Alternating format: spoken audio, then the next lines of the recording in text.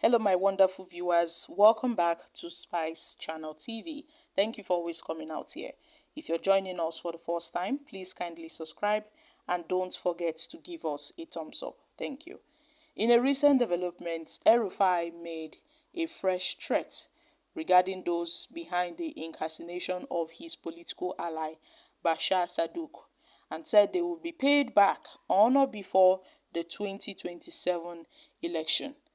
El-Rufai made this statement as he welcomed back his political ally, Bashar Saduk, after his release from Kaduna prison, where he spent 50 days. And El-Rufai made this known on his official X account when he disclosed that Saduk has been freed and is at home after 50 days of detention in the custody of security operatives. However, he alleged that Saduk's arrest and prosecution were politically motivated. He also alleged that some policemen played illegal roles in the abduction of Saduk, while some judges of the federal and the state high courts also intentionally obstructed and delayed his bail. El-Rufai vowed that all the facts would be made public at a later date. The grassroots politician, sound technocrat, actually donates the progressive parties of Kaduna North and Central Senatorial District from the days of the APP, the ANPP, the CPC, and the APC. And the main reason behind this prosecution and the payback to those behind it will be known on or before the 2027 election, Ishi Allah, said El-Rufai. The role of some policemen in the abduction as well as the conduct of some judges of the Federal High Court and State High Court in obstructing and delaying bail for the clearly bailable offense was quite enlightening and will be tabled in the court of public opinion.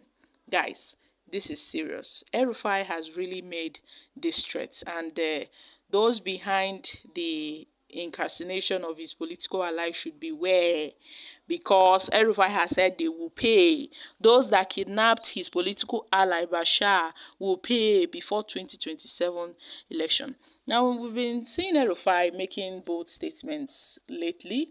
El-Rufai, the former governor of Kaduna State, who once stood as a powerful force in the Nigerian politics, known for his harsh rhetoric and his authoritarian style from 2015 to 2023. Someone that ruled Kaduna with an iron fist, silencing opposition, deepening ethnic and religious divides, implementing policies that many deemed inhuman. And after being denied ministerial position in the President Bola Ahmed Tinubu's administration, El-Rufai has reinvented himself as a Tinubu's critic. An ironic twist for a man who once crushed dissent with ruthless efficiency.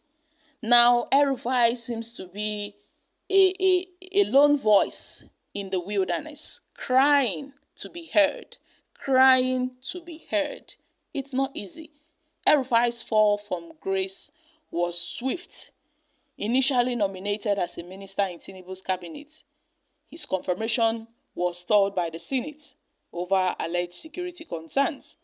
And for someone who once saw himself as a kingmaker in the Nigerian politics, this rejection was a bitter pill to swallow.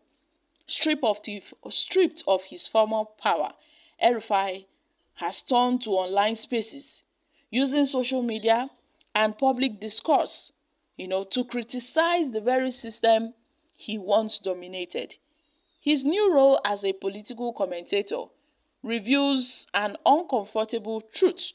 A man who once silenced opposition now seeks to be heard. Like I said, El-Rufai is like a lone voice, crying in the wilderness, seeking to be heard. El-Rufai's tenure as the Kaduna governor back then was marked by heavy-handed policies that, targeted some specific groups and individuals who opposed his rule.